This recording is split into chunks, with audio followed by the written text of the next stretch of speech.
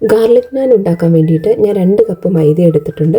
പിന്നെ അതിലേക്ക് ആവശ്യത്തിന് ഉപ്പിട്ട് കൊടുത്തിട്ടുണ്ട്, ആവശ്യത്തിന് പഞ്ചസാര, പിന്നെ 1 സ്പൂൺ പുളിയില്ലാത്ത തൈരും കൂടി ഇട്ട് കൊടുത്തിട്ടുണ്ട് കേട്ടോ.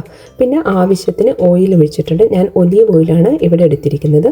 പിന്നെ വെള്ളം ഒഴിച്ച് നന്നായിട്ട് ചപ്പാത്തിക്ക് പരത്തുന്ന പോലെയൊക്കെ പരത്തി വെച്ചിട്ട് പിന്നെ ഒരു 30 മിനിറ്റ് നമ്മളത് റെസ്റ്റ് ചെയ്യാൻ വെക്കണേ.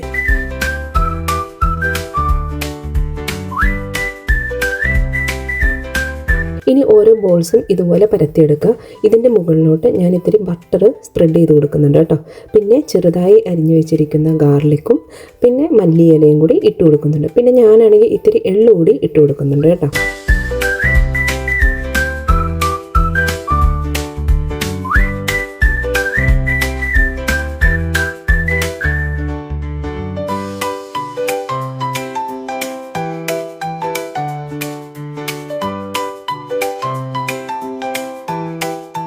പിന്നെ ഞാനിതിൽ ചെറിയ ഹോൾസൊക്കെ ഇട്ട് കൊടുക്കുന്നുണ്ട് കേട്ടോ. നമ്മളിവിടെ നിന്ന് വാങ്ങാൻ കിട്ടുന്നതിൽ ചെറിയ ഹോൾസൊക്കെ ഉള്ളത് കൊണ്ടാണ് ഞാനും അങ്ങനെ ചെയ്തത് കേട്ടോ.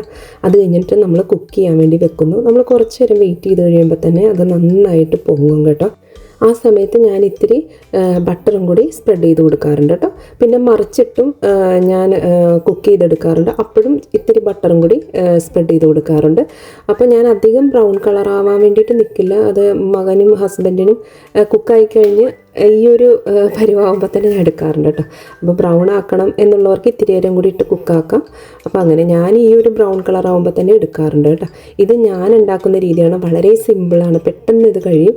പക്ഷേ ഇത് നല്ല ടേസ്റ്റാണ്, നല്ല ഗാർലിക്കിൻ്റെ നല്ല ടേസ്റ്റ് ഉണ്ടാവും കേട്ടോ. അപ്പോൾ എല്ലാവർക്കും ഒരു നല്ലൊരു ദിവസം ഉണ്ടാകട്ടെ. Stay positive, be happy.